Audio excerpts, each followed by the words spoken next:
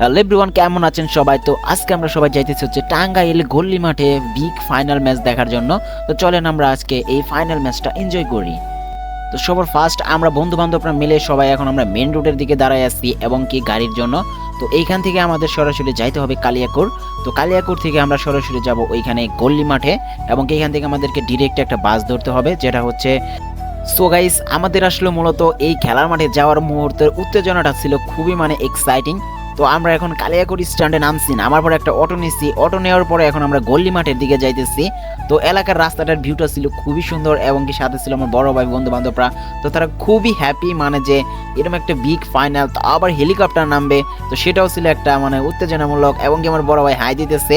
তো টোটাল মিলিয়ে ঝিলিয়ে বলতে গেলে আজকে আমাদের খুবই একটা আনন্দের দিন। তো দিনটা ছিল শুক্রবার। তো এখন আমরা যাইতেছি, তো চলেন আমরা গল্লি মাঠে যাই।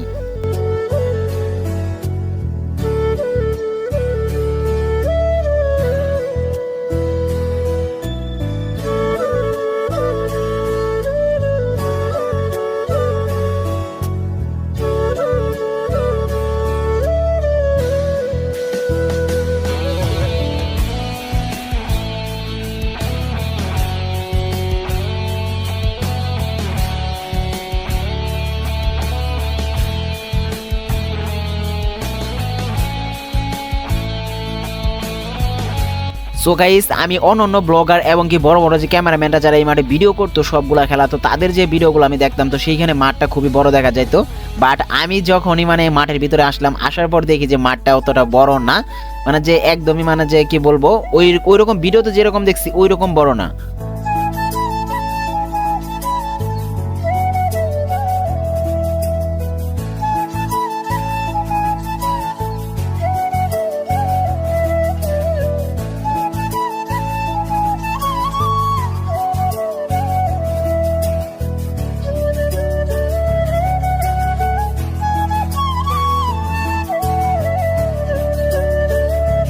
আর এইখানে প্রাইজ মানি হিসাবে কিন্তু দুইটা মোটরসাইকেল দেখতে পারতেছেন। তো মোটরসাইকেলগুলো আগে আমি প্রথমে দেখাই দিতেছি। তো মোটরসাইকেল একটা হচ্ছে ডিসকভার মোটরসাইকেল, আরেকটা মনে হচ্ছে প্লাটিনা মার্টিনা আর কি হবে এগুলা। তো যাই হোক, মোটরসাইকেল দিয়ে খেলা সেটা তো বড় খেলাই হবে। আর টাঙ্গাইলের গল্লি মাঠের এই খেলাটা আসলে একটা প্রচলনমূলক একটা খেলা। তো এই খেলার মাঝখানে হেলিকপ্টার নামে, তো সেই এনজয়ফুল জিনিসটা আমরা দেখানোর জন্য যে এখন পর্যন্ত যে ওয়েট করতেছি। বাট আমার মনে হয় আর বেশিক্ষণ এটা দেরি নাই। তো চলেন আমরা গ্যালারি নিয়ে আগে বসে পড়ি, নইলে জায়গা বলে পাওয়া খুবই টাফ হয়ে যায় আর কি।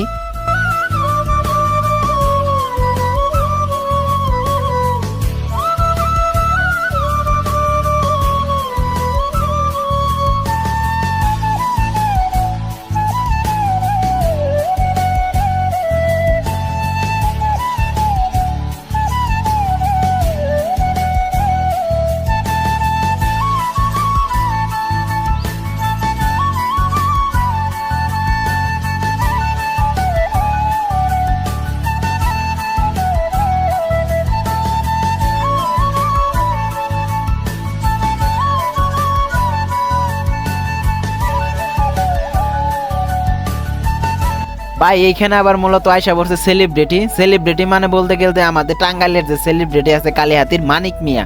তো মানিক মিয়া মূলত আসলেও যে হেলিকপ্টারটা মূলত মাঠে ল্যান্ডিং করব, সেই হেলিকপ্টারে মূলত মানিক মিয়া আবার ব্যাক করব ঢাকা। তো সেই জন্য মাঠের ভিতর আইসে, খেলার পর চিত্র চেঞ্জ করে ফেলাইছে শালাই মাঠ আইসা।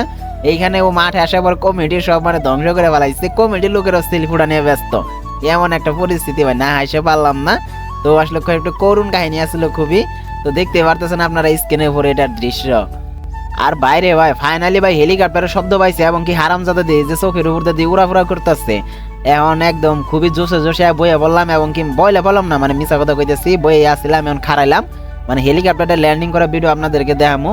তো ওই যে হারামজাদা চারদিকে ঘুরে গেড়ে তারপর আবার এখানে ল্যান্ডিং করবো। তো আসলে এখন পর্যন্ত আমি ওইভাবে কাছাকাছি এরকম হেলিকপ্টার ল্যান্ডিং দেখি নাই, তো আজকে ফার্স্ট টাইম দেখতেছি।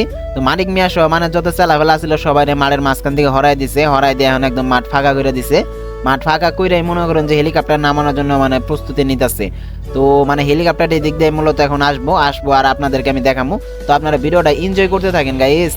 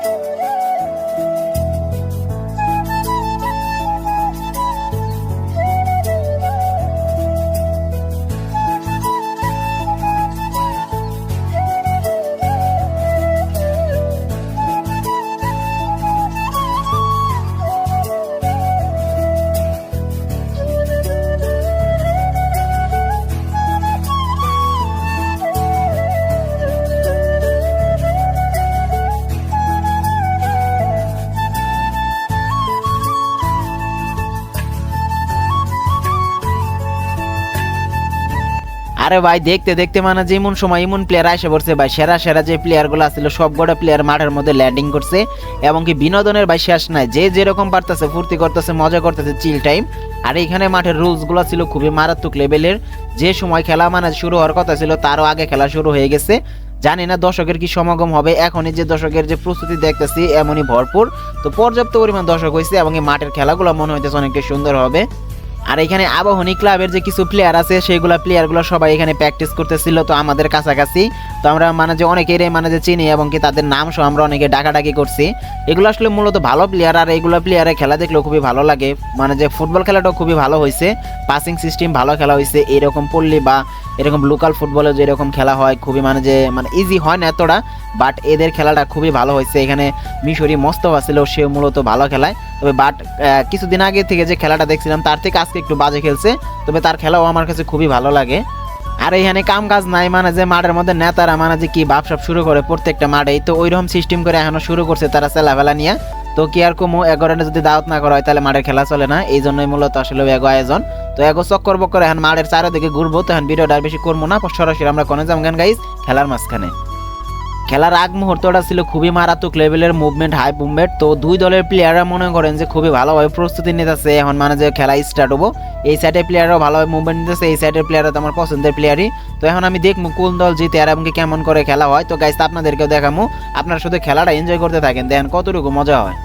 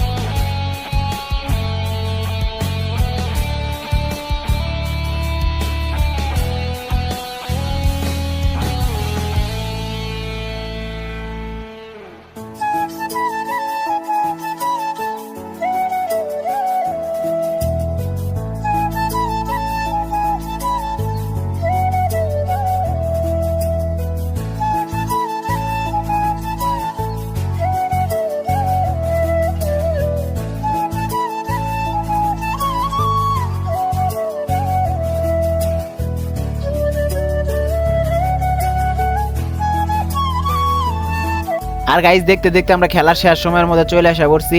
মানে এক দল আগে গোল করে ফেলাইছিল, তো পরের দলটা পরবর্তীতে গোল শুট করে খেলা সরাসরি ট্রাই ফিগারে নিছিল। তো ট্রাই ফিগারে নেওয়ার পরে মূলত মানে খেলাটার সময় একটু বাইরে গেছে। তো মানে যে যারা হলো নাইজেরিয়া প্লেয়ার আছে তাদের তো ড্যান্সগুলো ছিল খুবই মারাত্মক লেভেলের। আর মানে যে এই খেলাটার যে এনজয়ফুল জিনিসটা সেটা আমরা খুবই ভালোভাবে নিচ্ছি। তো আরেকটা নাইজেরিয়ায় যে এখন মারার জন্য যাইতেছে, এটা হচ্ছে আবাহনী ক্লাবের মানে যে প্লেয়ার, তো ও অনেকটা ভালো খেলে, 10 নম্বর জার্সি পরিত খেলার। তো আজকে ওইরকম স্কিল দেখতে পারি নাই। তো তারপরে আমাদের টাঙ্গাইলে হীরা নাম ছিল, মারুফ নাম ছিল। তবে মারুফের খেলাটা আমার খুবই বাজে লাগছে, মানে টোটাল বলতে গেলে অতটা ভালো লাগে না মারুফের খেলা। এই সমস্ত প্লেয়ারের সাথে তা যায় না আসলেও।